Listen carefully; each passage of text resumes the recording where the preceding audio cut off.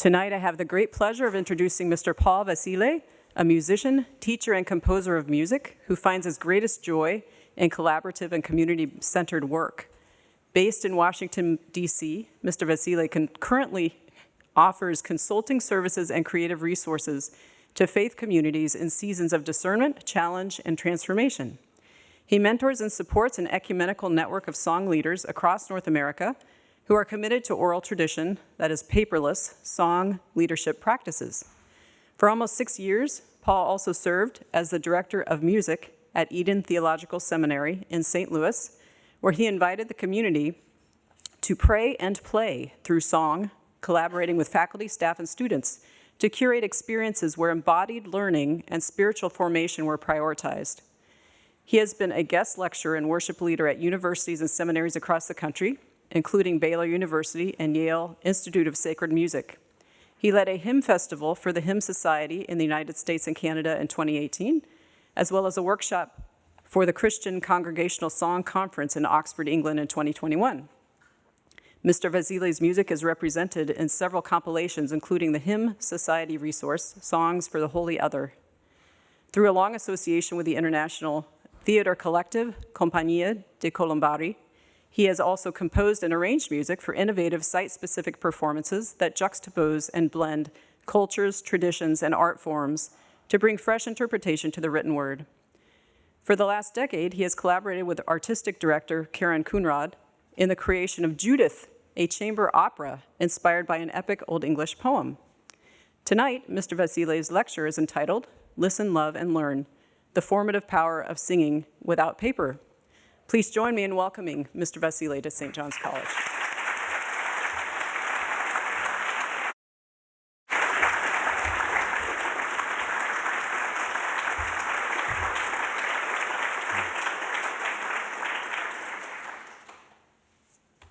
Now I walk in beauty. Beauty is before me. Beauty is behind me, above and below me. Now I walk in beauty. Will you sing that with me? Now I walk in beauty. Beauty is before me. Beauty is before me. Beauty is behind me. Beauty is behind, above and below me. Above and below. Above and below me, above and below me. Blessing Way is one of the most important ceremonies in the Navajo spiritual tradition, and as the name implies, it is used to ensure good luck and prosperity. And I understand as faculty, staff, and students are beginning a new semester, invite us tonight to just sing these words. This is not a Navajo tune, but this is a setting by composer and conductor Greg Smith. Maybe we might sing it with hopes for a good year ahead. Echo after me, friends. Now I walk in beauty. Now I walk in beauty. Beauty is before me. Beauty is before me. Beauty is behind me. Beauty is behind, above and below me. Above and below. Above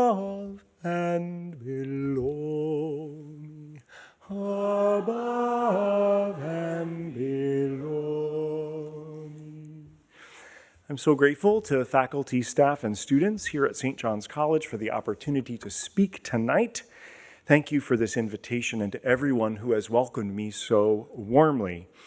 My mentor and friend, the Reverend Donald Schell, was in the first graduating class at St. John's in Santa Fe and has shared how formative that experience was for him, nourishing the interdisciplinary connections that have distinguished his work as an Episcopal priest, church planter, church architecture consultant, and Aikido triple black belt. It's difficult to express how much Donald's observations and wisdom have shaped these remarks. And I want to acknowledge also the mentorship of Alice Parker, whose example changed the way I share music with others. And there are many others, family, teachers, colleagues who have helped shape the work that I do.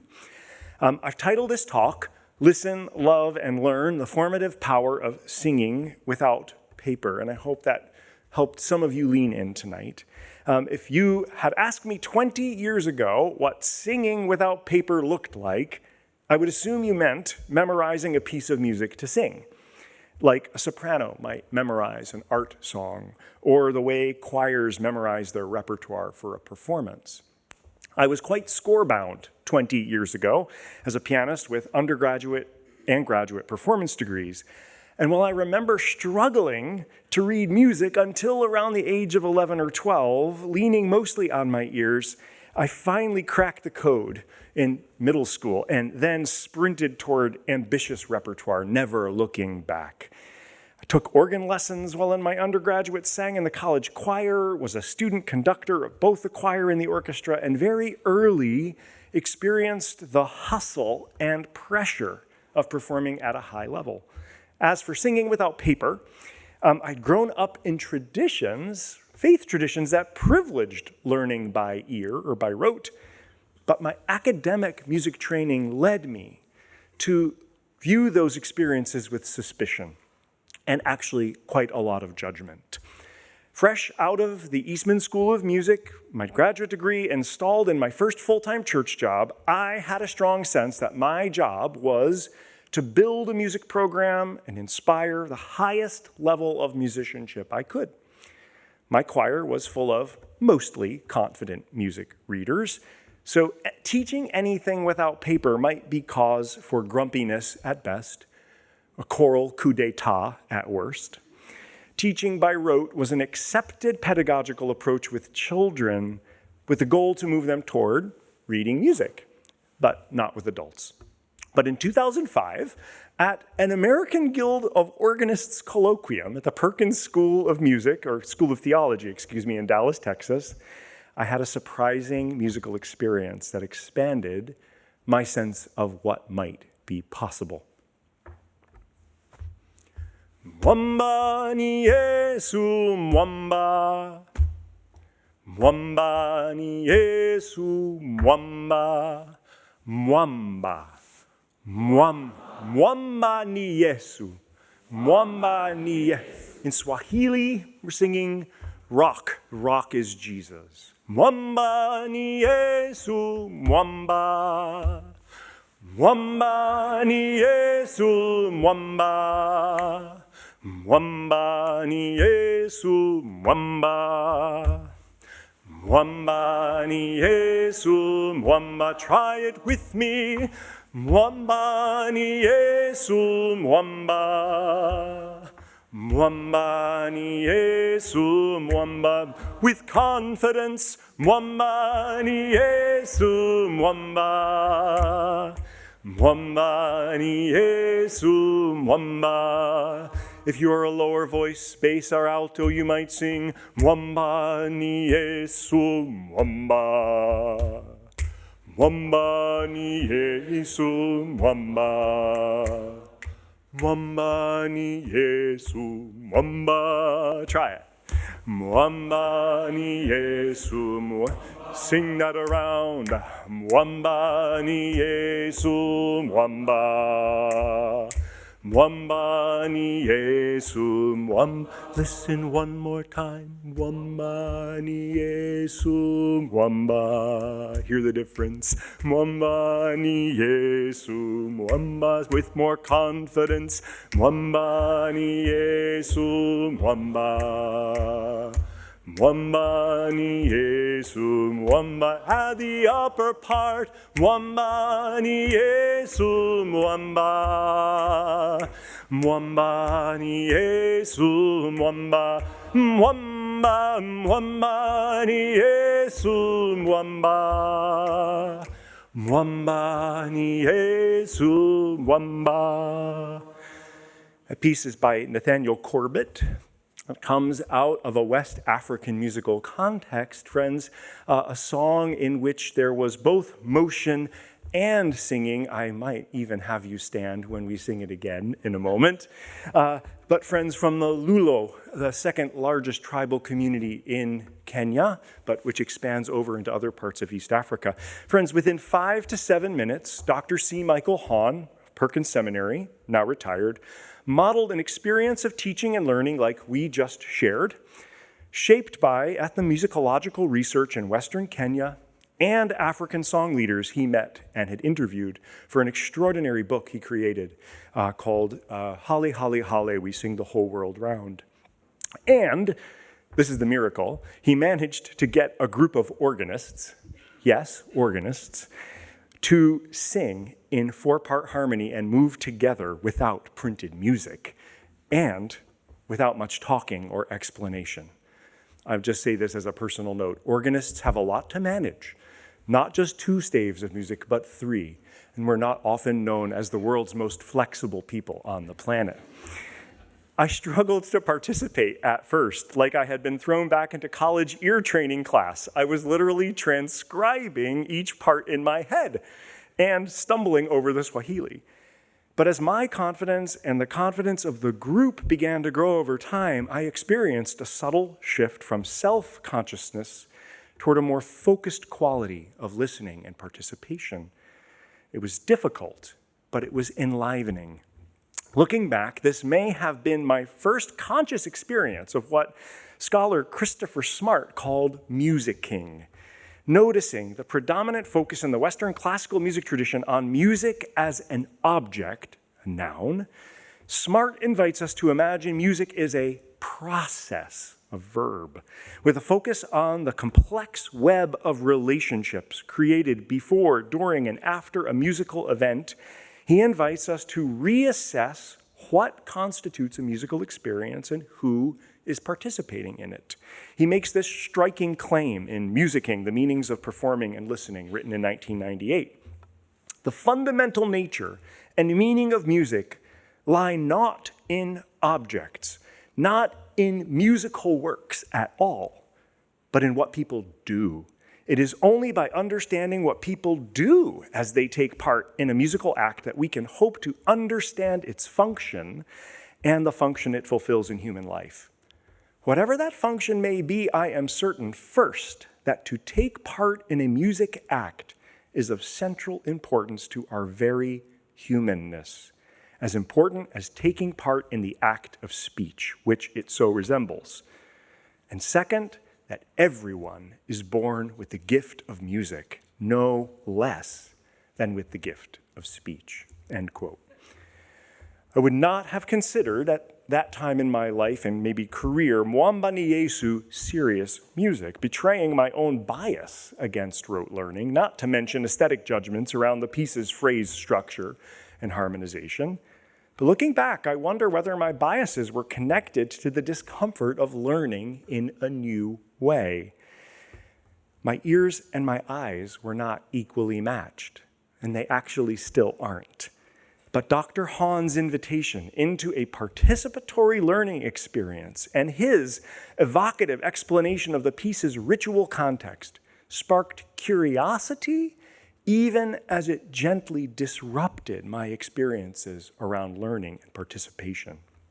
It also reminded me that in many places, including congregations just a few blocks from where I worked in St. Louis, Missouri, singing and learning by rote was intuitive.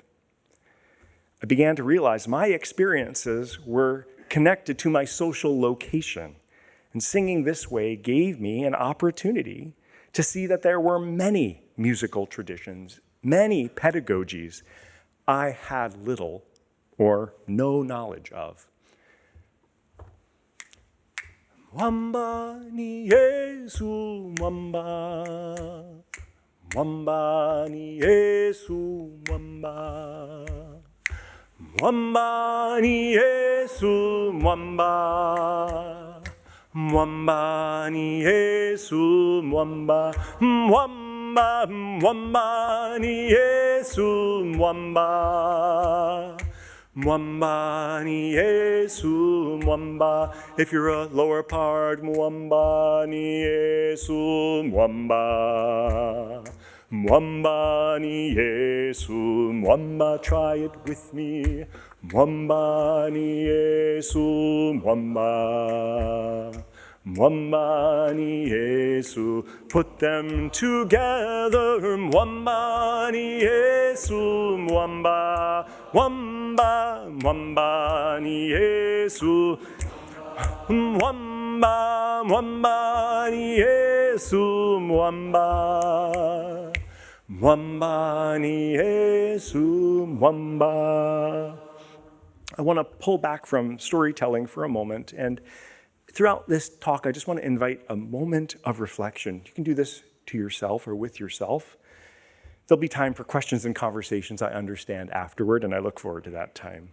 But I'm going to ask some questions to tighten our focus. What are you experiencing as we've been singing together, just even in this last few moments without paper? What have you seen or heard or felt or sensed? As you're paying attention to your body right now, is the quality of your breathing deeper? Has anything shifted in your relationship with your body? Did you hear someone singing next to you? Did your voice crack or wobble on a note? Did you stop? Did you continue? As we continue to sing, what are you noticing about the way you're listening and what your brain is choosing to pay attention to? Was your attention on yourself singing solely? Did it shift? Were you able to turn outward at any point? Questions to hold. And keep noticing.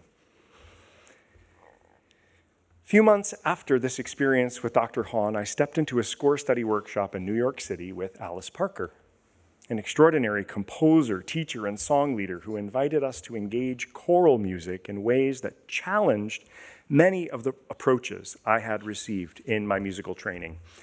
We spent lavish amounts of time with the text of each piece we studied, regardless of the composer, musical style, or language. First, we'd speak the text aloud like we were reading a poem with intention. Then we'd chant the text in rhythm with a Sprechstimme-like declamation, delighting in the shape of vowels. She'd draw attention to the percussive nuance of consonants and then the pockets of silence that counterbalanced and punctuated sound. Only when we had come to appreciate these subtle dimensions of style and structure would we add pitches. And then it was almost always the melody first, singing softly enough to hear ourselves and those around us. Bass, tenor, and alto parts were added when we could sing the melody in a way that revealed deep care and extraordinary listening. The music had to sparkle like Alice's eyes did when she was teaching. Here again was an experience of musicking, process, and relationship. Alice was emphatic that the notes on the page were not the music. Hold it up to your ear, she'd say. It makes no audible sound. But the singer-interpreter is in relationship with the symbols on the two-dimensional page and their own voice, with the goal of bringing those sounds to life in a way that compels others to join in. In her keynote address at the 2021 ACDA National Conference, she offered this understanding of song and singing. She said, "Song, I think, is based on language in that it is based on the intricacies of spoken language itself. It is impossible to notate the intricacies of language. So when we see the words to a song, it behooves us to be careful how we speak them, that we speak them so that they transmit what they mean, not just recite them. If we organize the rhythms of the spoken language into a meter, that we are taking one step toward music, one more step towards music. And if we organize the pitches, the little ups and downs of our daily speech, transmute them, expand them into melodic curves, then it's the exaltation of language somehow that comes into song. And what the song ends up communicating is far more than what it looks like on the page. It is not what we are singing about. It is not only that. It is not only rhythm or pitch or form. It is an inward communication of states within ourselves as human beings. I don't know about you, but that is 95 years of life and music making speaking in that beautiful passage. The heart of Alice's teaching was an invitation to listen and internalize the layered, interconnected elements of a song, not as things to be mastered, but cooperated with in love, to quote Dorothy Sayers. There was never a public performance of any of the music we studied, but I remember those experiences of singing together more vividly than almost any performance I have been part of. At the end of each day, we would put our scores down, and Alice would lead the group in singing folk songs, lullabies, spirituals by rote. She would line them out with the same care and focus she brought to plain chant, Bach, or her own and many compositions and arrangements. As I worked with her over several years, I noticed how intentional she was about modeling the sound she wanted to hear for any group she led. Her voice alone could invite and encourage folk of varied musical experiences and skill to sing with an extraordinary sense of musicianship and style. She was helping create a space, maybe building a culture is another way to say it, where making music together was the goal. Whether we were singing Bach or folk song from the page or by rote, she was inviting us to treat them both as beloved friends and companions. We are going to a place where music falls and fills up everything. And though it might be a long time, I know it's going to be all right. 'Cause we've already started to sing. 'Cause we've already started to sing. Can you try that? 'Cause we've already started to sing. Enjoy that little pocket of silence that you get there. 'Cause we've already started to sing. Sing it one more time. 'Cause we've already started to sing. We are going to a place where music falls and fills up everything. And though it might be a long time, I know it's gonna be all right. Why? 'Cause we've already started to sing. And these are, friends, paraphrased words, translated words of Rumi. If you recognize them, we are going to a place where music, try it. We are going to a place where music falls and fills up everything.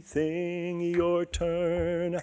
Falls and fills up everything. Beautiful. And though it might be a long time, and though it might be a long time, I know it's gonna be all right. I know it's gonna be all right. Why?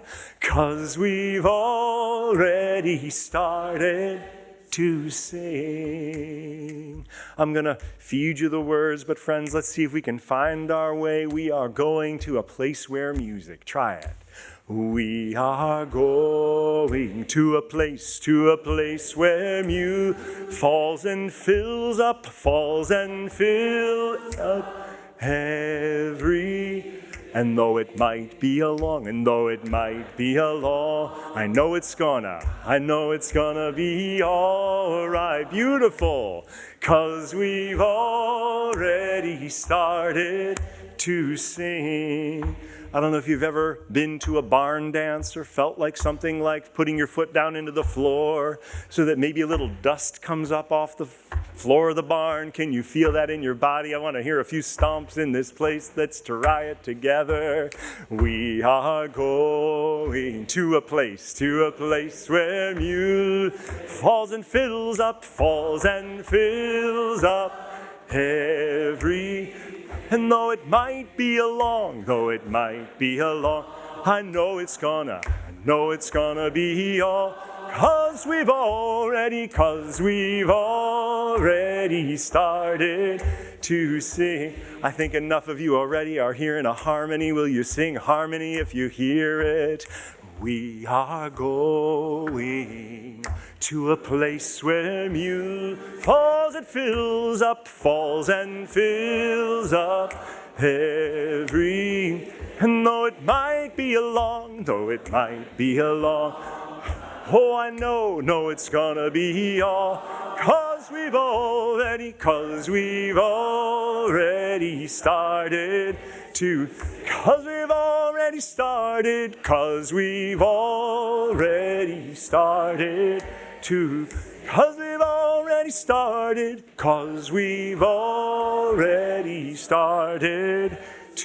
sing. That melody, that music tune is by a band called Butterfly Fish, which I wonder what that might look like. A few more questions to invite reflection before one more story. What are you noticing in the bodies around you as we're singing? Has anything changed since the beginning of the gathering? Have you learned anything about the people next to you while you've been singing? Observe any foot tapping, any movement, stares, scowls. Did you experience connection to others, and how? Were the people around you helping you in any way? I invite you to just take a moment and breathe into this moment and tune into what you've been experiencing. Just notice in your body. We've been singing now without paper. Let your senses be a guide, trusting what might even be coming from your peripheral vision or from your intuition.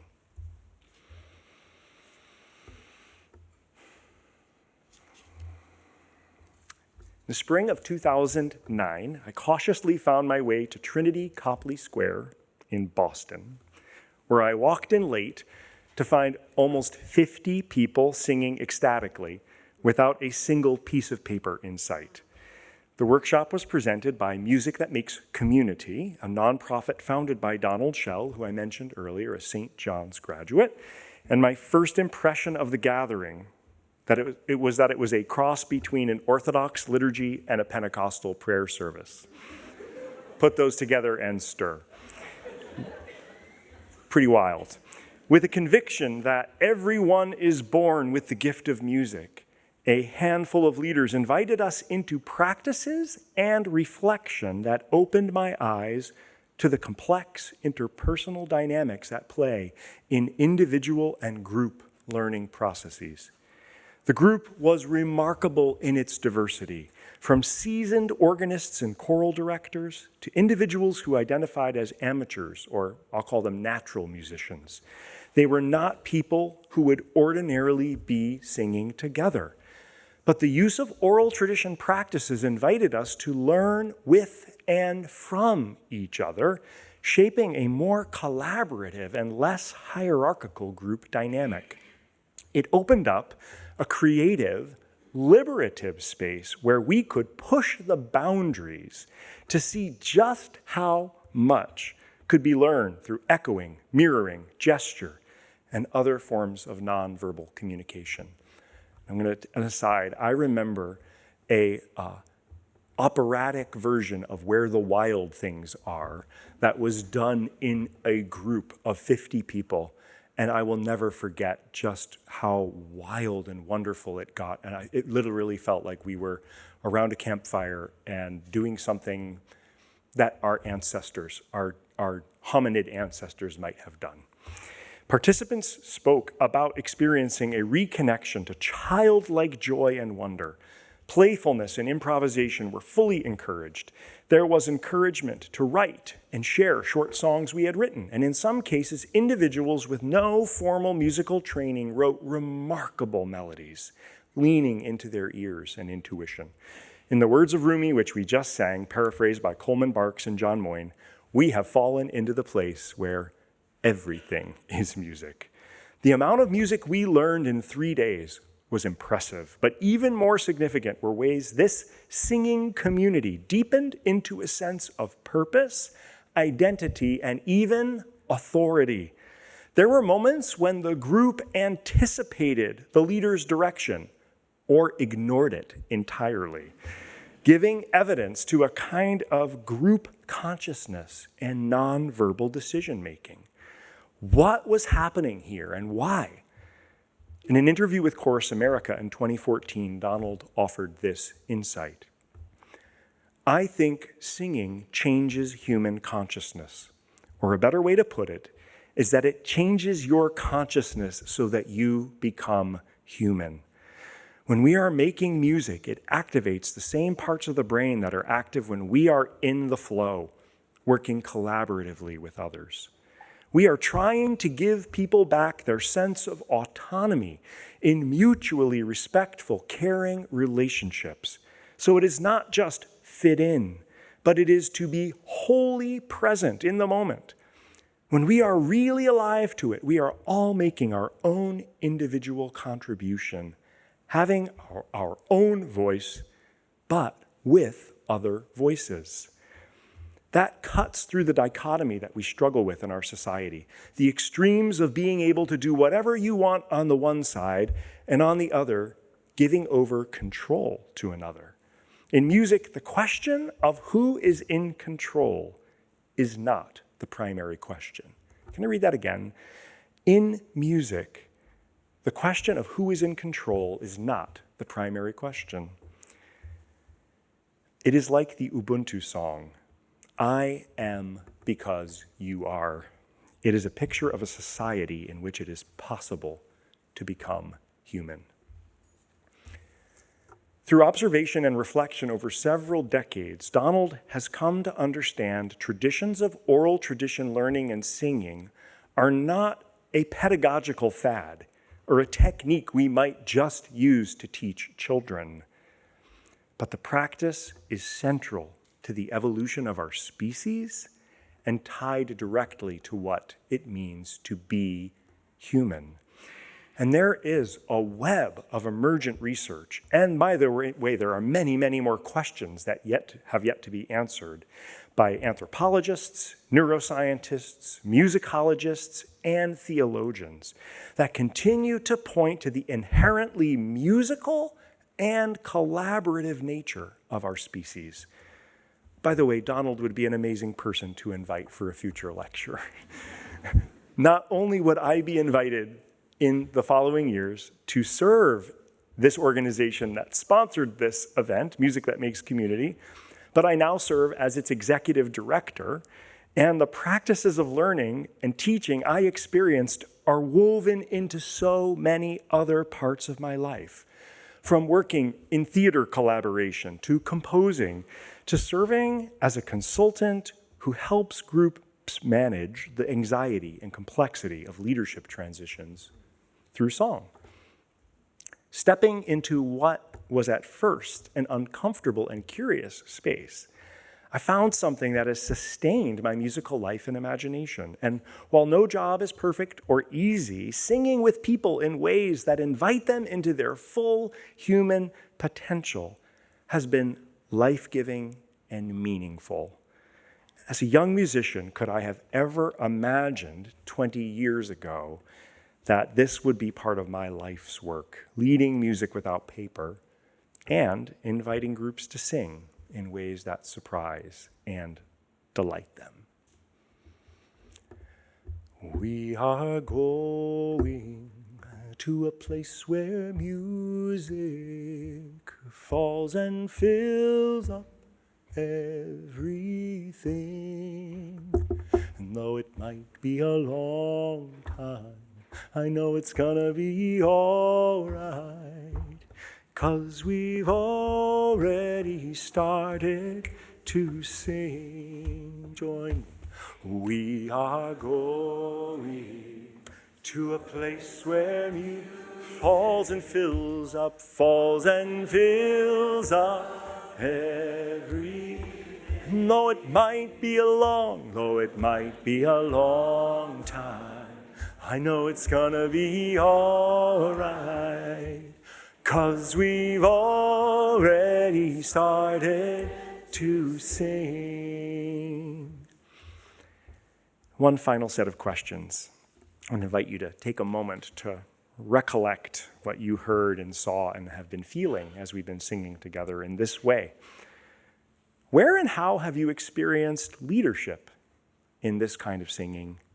And how was leadership expressed or encouraged? How much instruction was given before we began to sing? How much explanation? How did you know when to sing louder or softer? When to end? When it was your turn to sing? Wonder.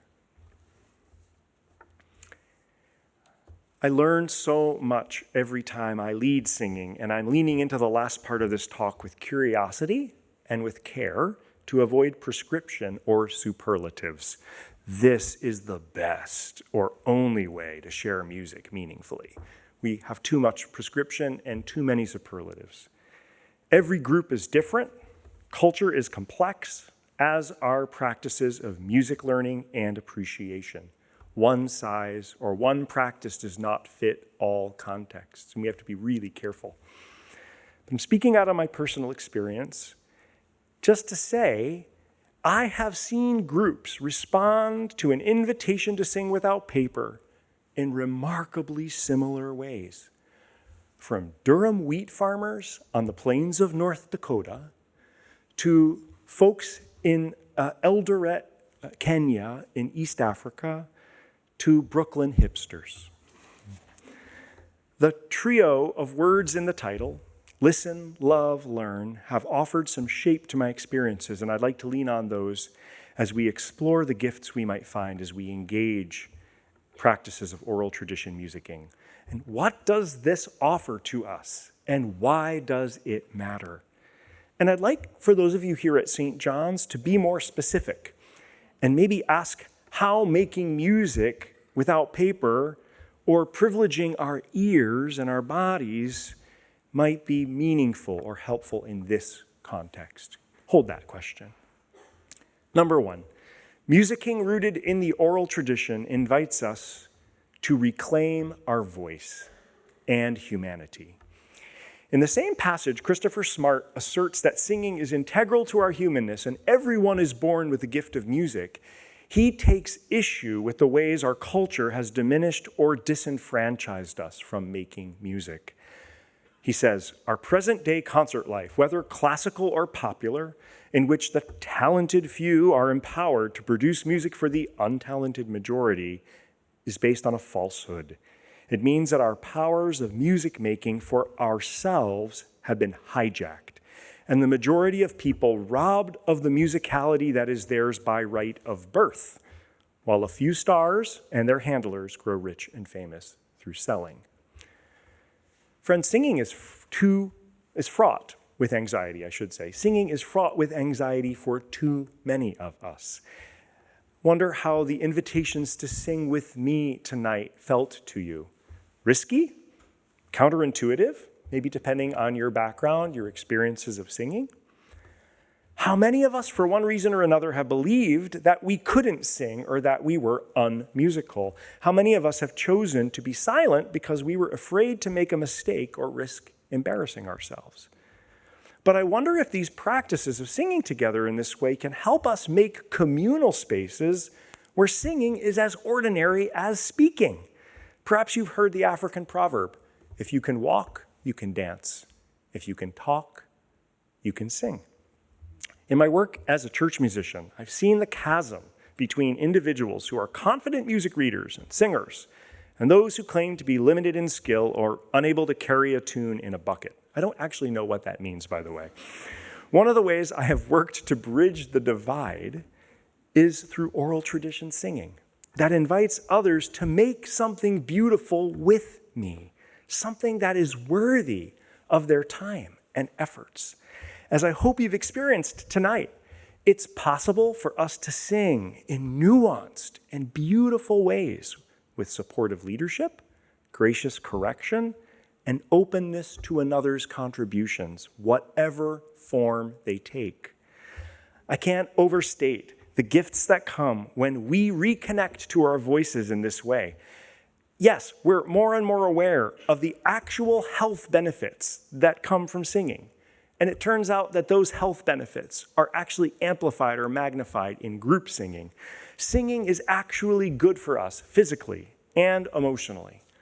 But even more important may be the sense of wellness or balance it brings to our lives. As dancer Gabrielle Roth wrote, in many shamanic societies, if you came to a shaman or medicine person complaining of being disheartened, dispirited, or depressed, they would ask one of the 4 questions. When did you stop dancing? When did you stop singing? When did you stop being enchanted by stories? When did you stop finding comfort in the sweet territory of silence?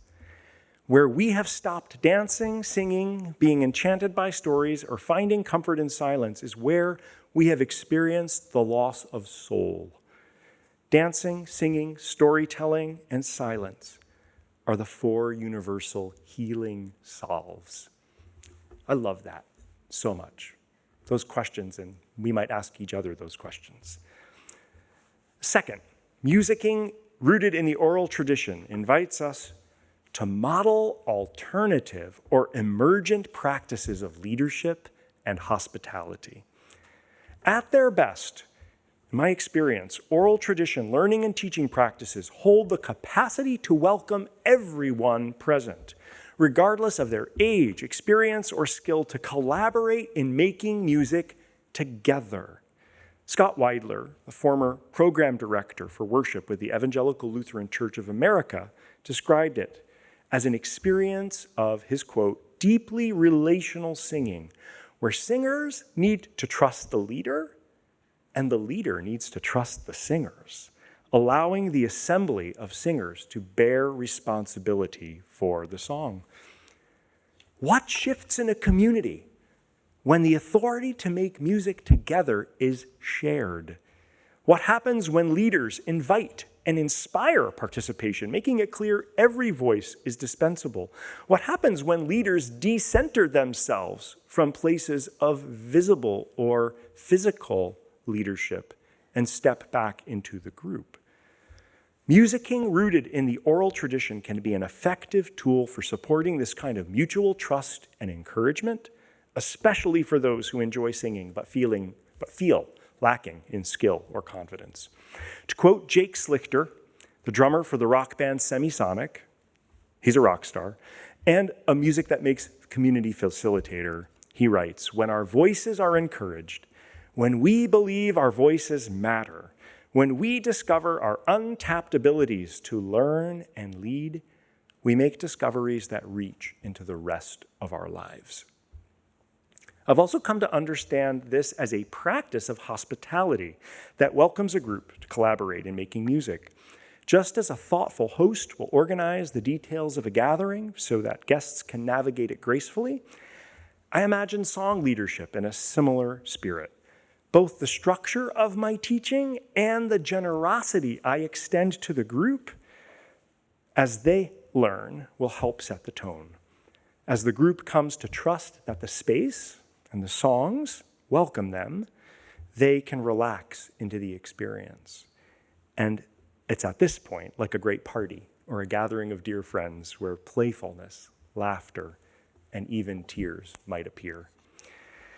As I imagine how we make meaningful gatherings, spaces to grieve, to celebrate, to work, to worship, to collaborate and problem solve, to dialogue, to protest and resist, I'm always asking if there is something we need to sing. My experiences continue to demonstrate that singing together changes the quality of our gatherings because it's so deeply connected to the heart of what it is to be human. It has the capacity to strengthen and reinforce the bonds that give meaning, purpose, and pleasure to our lives and to our work. And finally, friends, musicking rooted in the oral tradition invites us to practice shared learning and discovery. We all need spaces to learn, brave spaces to try something new, fail, laugh, or cry, reflect on what we experienced, and repeat the cycle again. I think especially those of you maybe beginning or continuing your academic journey this year, how might singing and learning together as a community help you more fully embrace the process of becoming that is the heart of human learning and personal growth? Perhaps this practice, the patient learning it requires to engage a song by rote, can help slow us down away from a product only or results only driven mindset to engage in a process driven one. Maybe could I even say a pleasure driven one, to simply be and enjoy. These practices of oral tradition musicking continue to challenge what I think I know about music and about other people and other songs. For me, meeting a new song is like meeting a new person. And it takes time to learn about a person if you really want to know them well. There are important questions to ask, questions that will likely change how you see or change how you listen. Perhaps it's the process of learning new songs, and let's be clear here. Let's explore the widest range of songs that we can. That might actually help us engage our world and indeed our planet with more curiosity, with more empathy, and more humility. To show up each day to a beautiful melody or text, to share it in the most compelling way you can, is a gift and a challenge. And is always inviting me to befriend my fears of failure, of standing up and singing a wrong note or missing a word or messing up a part. But what I notice when I step into that space of courageous, open-hearted sharing is that others are almost always inclined to join me. As Brené Brown says, courage is contagious. So friends, what better than song? Something we make together, something we share to journey with us through a life of learning and discovery. Now I walk in beauty. Beauty is before me. Beauty is behind me. Above and below me. Now I walk in beauty. Your turn. Now I walk in beauty. Beauty is before me. Your turn. Beauty is before me. Beauty is behind me. Beauty is behind above and below me, above and below. Now I walk in beauty. Now I walk in beauty. Beauty is before me. Beauty is behind me. Beauty is behind me. Above